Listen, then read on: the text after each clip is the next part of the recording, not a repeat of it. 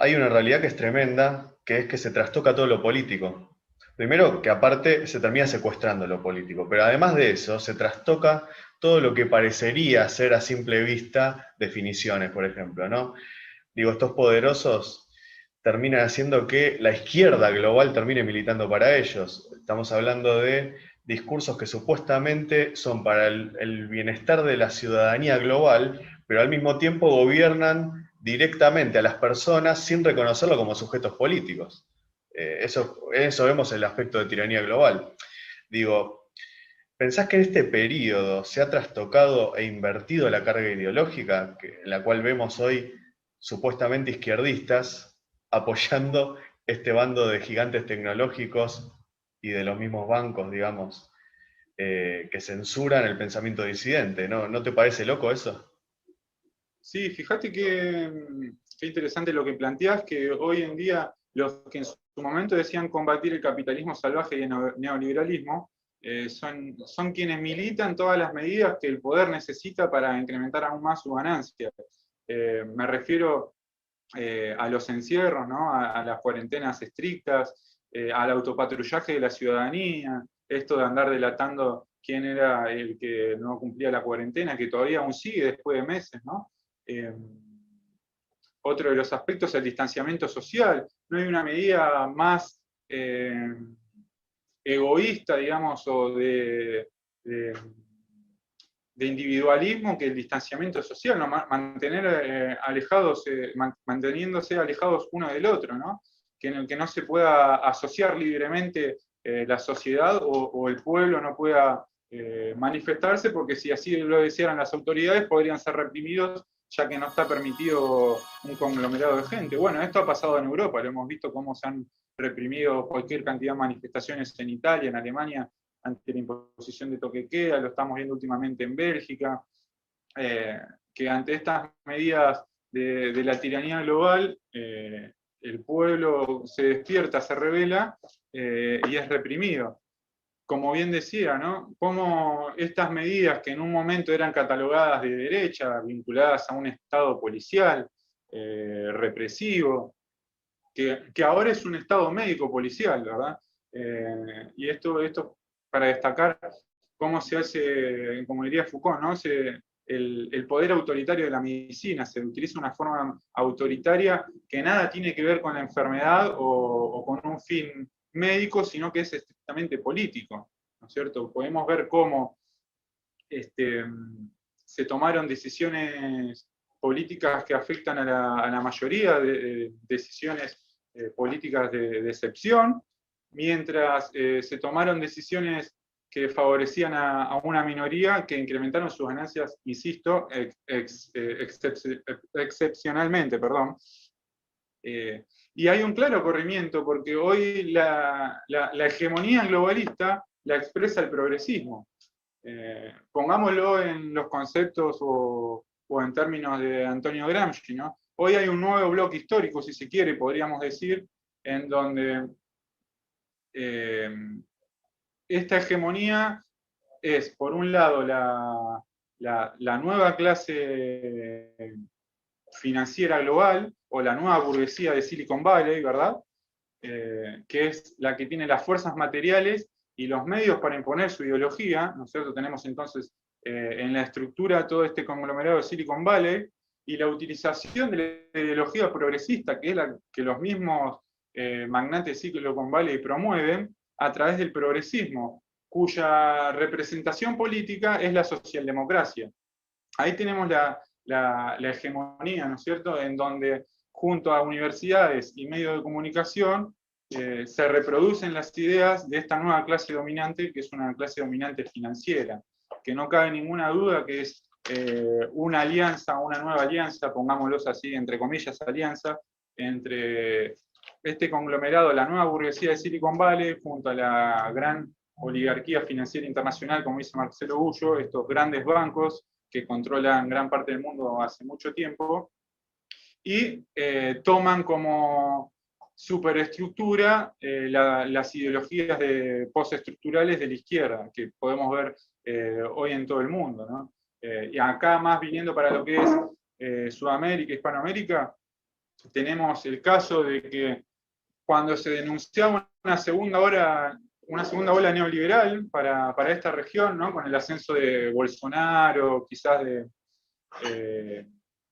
el presidente uruguayo de la calle Pou, Iván Duque. Hoy vemos cómo se revirtió esa situación y no cabe ninguna duda que el control de Sudamérica está bajo la hegemonía globalista, la hegemonía progresista, ¿no es cierto?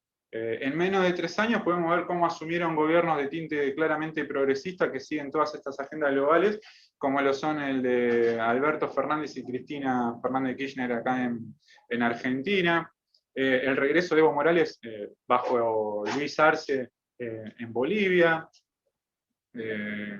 Tuvimos, bueno, ahora recientemente el caso de Arauz en Ecuador, ¿verdad? El de Rafael Correa, y ahora se me está olvidando uno, no recuerdo cuál es, se me olvida uno, perdón. Y después tenemos en Chile lo que sucedió con la reforma de la Constitución, ¿no? Con un Piñera que la terminó celebrando esta reforma promovida con una revolución de color por la izquierda progresista de Chile. Y también es para tener en cuenta cómo no hay una diferencia en lo que en su momento se decía la derecha y la izquierda acá en Latinoamérica o Sudamérica, porque podemos ver cómo gobiernos como Iván Duque son felicitados por la ONU por implementar políticas de género, difundir la ideología de género en Colombia, ¿no? De hecho, presentó Iván Duque un plan de desarrollo estrechamente ligado a la Agenda 2030, basado en la idea del desarrollo sostenible, y fue felicitado por la subsecretaria de Naciones Unidas. Bueno, Piñera con el giro y su apoyo a la reforma constitucional, a la idea de una nueva constitución. En Argentina con Alberto Fernández, bueno, está más que claro, basta ver sus discursos de asunción y de apertura en las sesiones ordinarias del Congreso, la retórica que está en sintonía con todos los gobiernos progresistas que difunden estas agendas globalistas, ni que hablar en Bolivia. Bueno, el mismo en la calle Pou es otro de los grandes difusores de la ideología de género que toma estas agendas como referencia.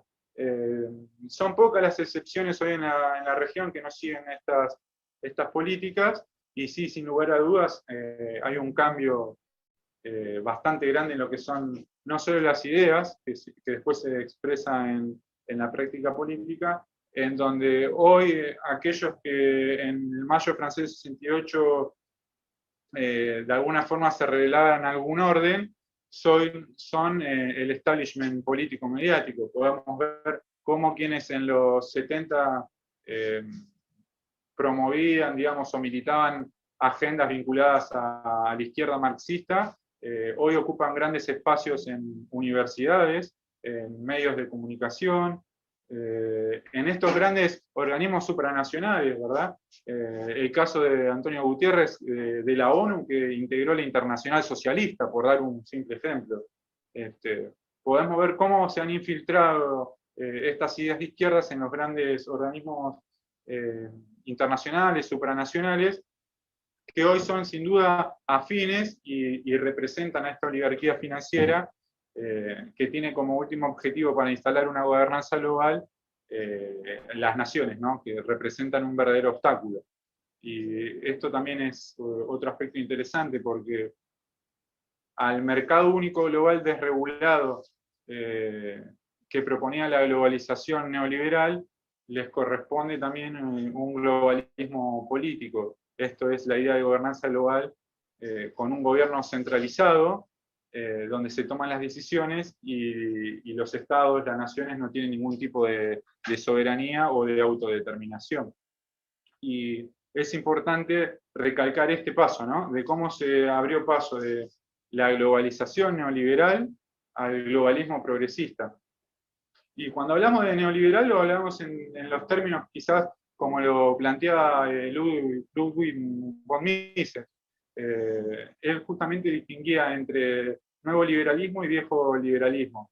Luego en la traducción al inglés se hace uso del término nuevo liberalismo como neoliberalismo, pero lo que quiero destacar de eso es que fíjate cómo el término neoliberalismo, según Mises, el nuevo liberalismo, él lo llamaba a los pseudoliberales, a los que consideraba los socialistas reformistas, que se hacían pasar por liberales y tomaban las propuestas del libre mercado. O sea, el origen del término neoliberal es el de la socialdemocracia, ¿no? El socialismo reformista es la socialdemocracia. O sea, tiene una secuencia lógica que puede ser entendible de cómo se pasó de esa globalización, en un principio denominada neoliberal, a este globalismo progresista, que es la expresión de la socialdemocracia, en donde si en los 90 el capitalismo estaba asociado a la derecha, al neoliberalismo y al privatismo, a las privatizaciones, ¿no? De derecha neoliberal y privatista, hoy podemos ver cómo el capitalismo es de izquierda, progresista y estatista.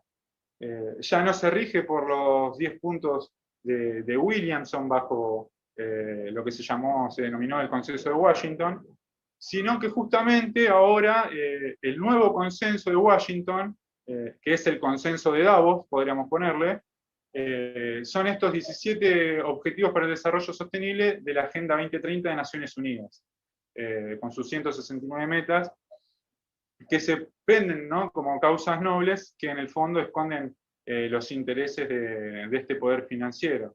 Y es así como se abre paso de un capitalismo, digamos, que no necesitaba del Estado, bajo esa idea de Estado mínimo, a un capitalismo de Estado, ¿no?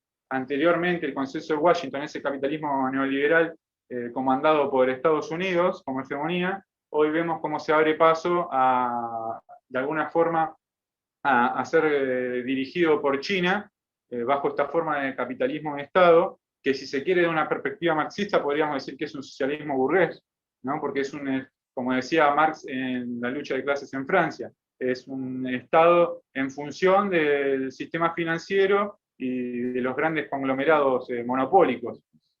Eso también vale destacar y empieza a notarse cómo se difuminan las ideas de izquierda o derecha porque llegan de distintos enfoques a un mismo análisis. Y eso vale destacar también, ¿no?, que es un capitalismo de Estado en donde el Estado cumple una mera función administrativa y pasa a ser los gobiernos gerenciales, en donde se olvida ya la política en términos estrictos, como lo planteaba Carl Schmitt, de amigo-enemigo, de distinción amigo-enemigo, de la política que verdaderamente importa, que es la política exterior, la política internacional, y pasan a ser los gobiernos a ejercer el poder de policía. Poder de policía en dos sentidos. El poder de policía que entendemos todos desde el sentido común, que es el represivo, como podemos ver, como mencionábamos antes, con estos estados médicos policiales que utilizan la medicina como un poder autoritario, ¿no? Y el sentido de policía, en el sentido etimológico de la palabra, recordemos que política y policía vienen de polis, en el sentido de una mera función administrativa, de abocarse solo a la normalidad, digamos, de la vida cotidiana y de la justicia y cuestiones meramente administrativas. Hoy estamos viendo solamente cómo se encargan de esos los estados nacionales, al menos en manos de gobiernos progresistas, que también con lo que se vincula a la derecha, como estamos hablando anteriormente, no hay distinciones. Y pongamos el caso concreto de Argentina, que quienes nos ven y son de nuestra amada patria seguramente lo comprenderán, perdón. Porque podrán ver cómo el Frente Todos, al igual que Juntos por el Cambio, tienen la misma política exterior. De hecho, los dos celebraron la victoria de Biden y anteriormente querían la victoria de Hillary Clinton en la anterior elección. En la economía son exactamente iguales, es una economía asistencialista, de corte de economía social de mercado, bajo pautas socialdemócratas. De hecho, el gobierno Mauricio Macri aumentó los planes sociales más que el anterior y ahora Alberto Fernández los profundiza. Y el otro aspecto es el cultural, ¿no? Cómo ambos promueven las mismas políticas socioculturales de ideología de género y todo lo que emana de los centros de poder, que ya es bastante conocido, como el feminismo, bueno, ahora la sanción del aborto, otro aspecto muy importante, ¿no? Como la propuesta la trae Mauricio Macri a cambio de peticiones del FMI y del Banco Mundial, ¿no? Como fue denunciado públicamente, y un gobierno que se dice peronista en contra de la doctrina del peronismo y de sus principios y valores, ¿no? De una filosofía cristiana y humanista, sanciona una política antinatalista que es totalmente funcional a los intereses de la grande potencia, como quedó demostrado en el informe de Kissinger. Así que quienes nos escuchan, quienes nos ven, sabrán comprender cómo es la misma política exterior de la centroizquierda del Frente de Todos que hoy representa Alberto Fernández, como de la centro-derecha de Mauricio Macri, de Juntos por el Cambio, ¿no? La política exterior, la economía y la cultural son la misma, no hay ninguna distinción.